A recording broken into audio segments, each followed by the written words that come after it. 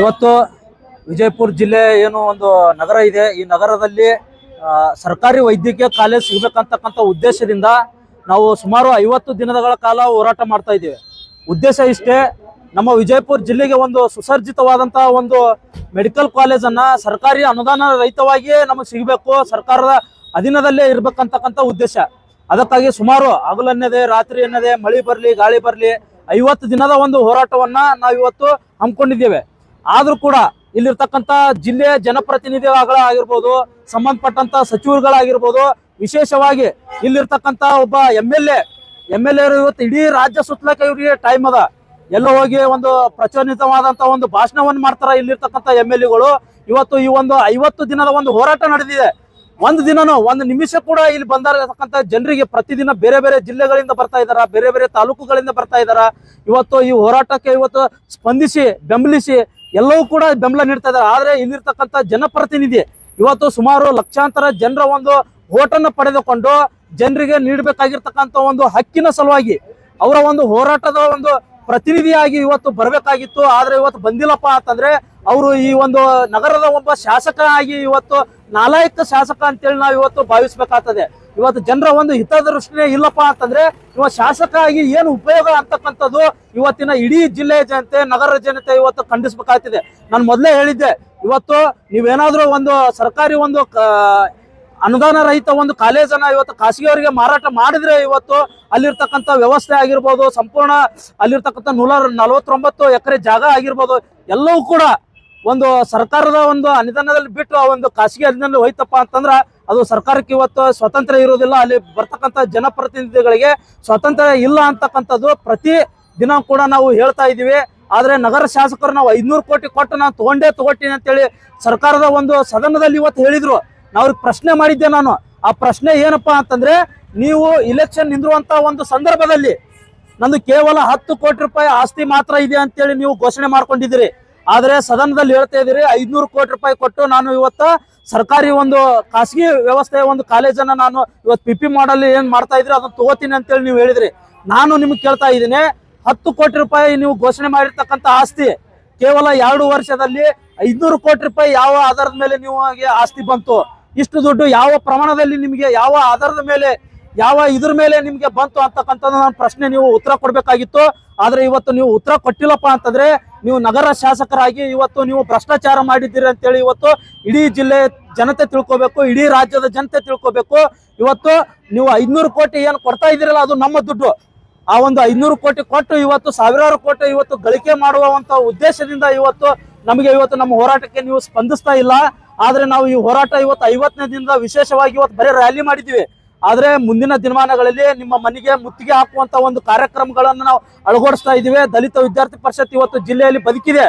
ಪ್ರತಿದಿನವೂ ಕೂಡ ಜನರ ಪರವಾಗಿ, ವಿದ್ಯಾರ್ಥಿಗಳ ಪರವಾಗಿ, ಯುವ ಜನರ ಪರವಾಗಿ ಕೆಲಸ ಮಾಡ್ತಾ ಇದೀವಿ. ಆದ್ರೆ ನಮ್ಮ ಸ್ಟ್ರೆಂತ್ ಏನಾದ್ರೂ ನಾವು ಇವತ್ತು ಒಂದು ಡಿಸೈಡ್ ಮಾಡಿ ಇವತ್ತು ಈ ಒಂದು ಹೋರಾಟದ ಮೂಲಕ ನಾವೇನಾದ್ರೂ ನಿಮ್ಗೆ ಇವತ್ತು ಎಚ್ಚರಿಕೆ ನೀಡ್ಬೇಕಪ್ಪ ಅಂತಂದ್ರೆ ಮುಂದಿನ ದಿನಮಾನಗಳಲ್ಲಿ ನೀವು ಈ ಒಂದು ಹೋರಾಟಕ್ಕೆ ಬೆಂಬಲಿಸಬೇಕು, ನಮ್ಮ ಬೇಡಿಕೆಯನ್ನು ಈಡೇರಿಸಬೇಕು. ಇಲ್ಲಪ್ಪ ಅಂತಂದ್ರೆ ನಗರ ಶಾಸಕರಾಗಿರ್ಬೋದು, ಸಚಿವರಾಗಿರ್ಬೋದು ಯಾರಿಗೂ ಕೂಡ ಬಿಡೋದಿಲ್ಲ. ನಿಮ್ಮನ್ನ ಈ ಜಿಲ್ಲೆಯಲ್ಲಿ ಅಡ್ಡಾಡಕ್ ಕೂಡ ನಾವು ಬಿಡೋದಿಲ್ಲ. ಸರಿಯಾಗಿ ನಿಮ್ಗೆ ಎಚ್ಚರಿಕೆ ಕೊಡ್ತಾ ಇದ್ದೀವಿ. ಈ ಹೋರಾಟ ಮೂಲಕ ಮತ್ತೊಮ್ಮೆ ತಮ್ಮಲ್ಲಿ ಮನವಿ ಮಾಡ್ಕೋತೇವೆ, ನಮ್ಮ ಬೇಡಿಕೆಯನ್ನ, ನಮ್ಮ ಹೋರಾಟವನ್ನ ಬೆಂಬಲಿಸಿ ನಮ್ಮ ಬೇಡಿಕೆಯನ್ನು ಈಡೇರಿಸಿ ಅಂತೇಳಿ ಮತ್ತೊಮ್ಮೆ ತಮಗೆ ನಮ್ಮ ಈ ಹೋರಾಟದ ಮೂಲಕ ಮನವಿ ಮಾಡ್ಕೋತಾ ಇದ್ದೀನಿ. ಅಕ್ಷಯ್ ಕುಮಾರ್, ದಲಿತ ವಿದ್ಯಾರ್ಥಿ ಪರಿಷತ್, ವಿಜಯಪುರ. ಶಾಸಕರು ಏನ್ ಜವಾಬ್ದಾರಿ ಇತ್ತು? ಈ ನಗರದಲ್ಲಿ ಕಾಲೇಜ್ ಅಂತ ಇದೆ, ಅವ್ರ ರೆಸ್ಪಾನ್ಸಿಬಿಲಿಟಿ ಹೆಚ್ಚಿಗಿತ್ತು. 50 ದಿನಗಳಿಂದ ನೀವು ಪ್ರತಿರೋಧ ಮಾಡ್ತಾ ಇದ್ದೀವಿ, ಅವ್ರ ರೆಸ್ಪಾನ್ಸಿಬಿಲಿಟಿ ಹೆಚ್ಚಿಗಿತ್ತು. ಐಟಿ ಸಚಿವರು, ಉಸ್ತುವಾರಿ ಸಚಿವರು ಬೇರೆ ನೀವು ಭೇಟಿಯಾಗಿ ಹೋಗಿದ್ದಾರೆ, ಅವ್ರ ಕರ್ತವ್ಯ ಏನಿತ್ತು? ಅದೇ ನಾನು ಇವತ್ತು ನಾವು ಇಡೀ ಜಿಲ್ಲೆ ನಗರದ ಜನತೆ ಇವತ್ತು ವಿಚಾರ ಮಾಡ್ತಕ್ಕಂಥದ್ದು.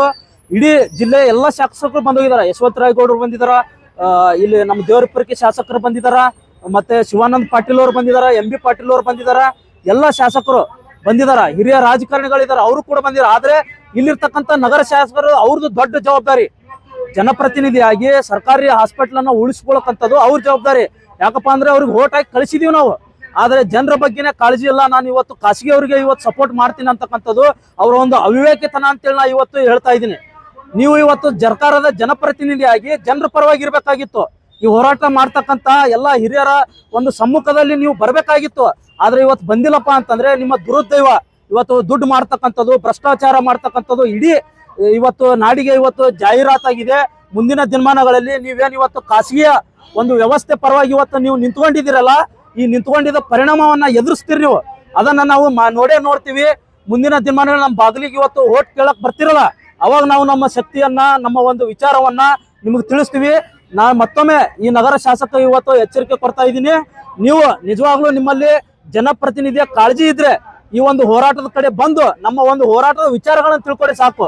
ನಿಮ್ಮಲ್ಲಿ ಏನಾದರೂ ವಿಚಾರ ಇತ್ತಪ್ಪ ಅಂದ್ರೆ ಹೇಳ್ರಿ, ಅದನ್ನು ಕೂಡ ನಾವು ಬೆಂಬಲಿಸ್ತೀವಿ.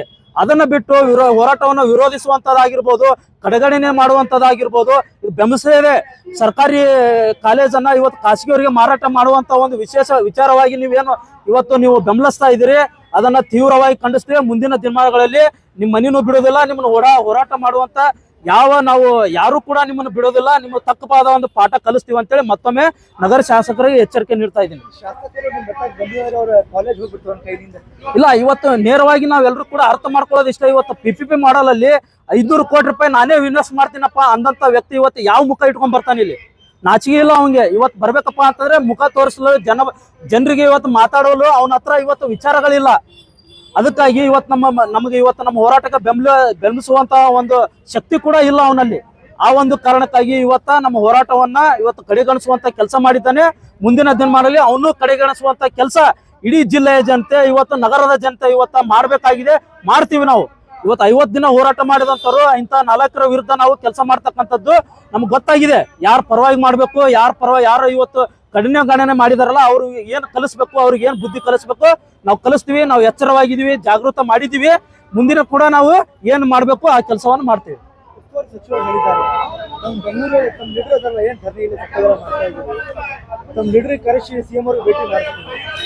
ಉಸ್ತುವಾರಿ ಸಚಿವರ ಒಂದು ಜವಾಬ್ದಾರಿಯುತವಾಗಿ ಅವರು ಬಂದು ನಮ್ಮ ಹೋರಾಟವನ್ನು ಬೆಂಬಲಿಸಿ ಇವತ್ತು ಪ್ರತಿಕ್ರಿಯೆಯನ್ನ ನೀಡಿದಾರ.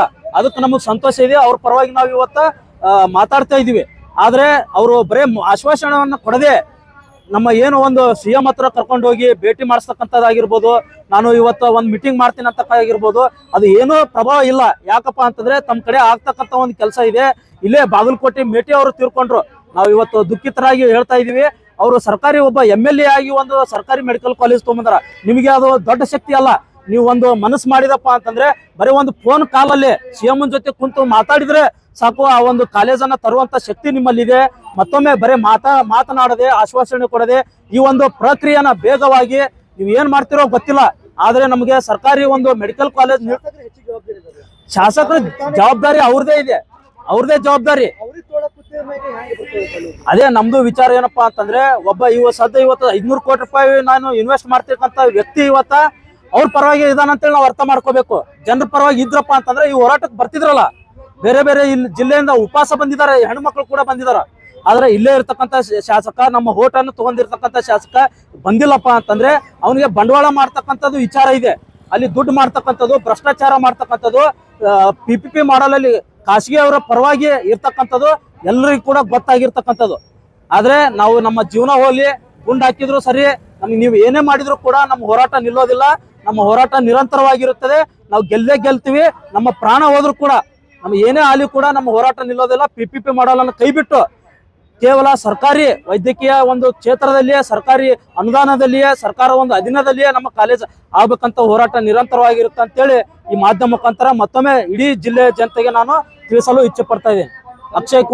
ಅಕ್ಷಯ್ ಕುಮಾರ್, ದಲಿತ ವಿದ್ಯಾರ್ಥಿ ಪರಿಷತ್.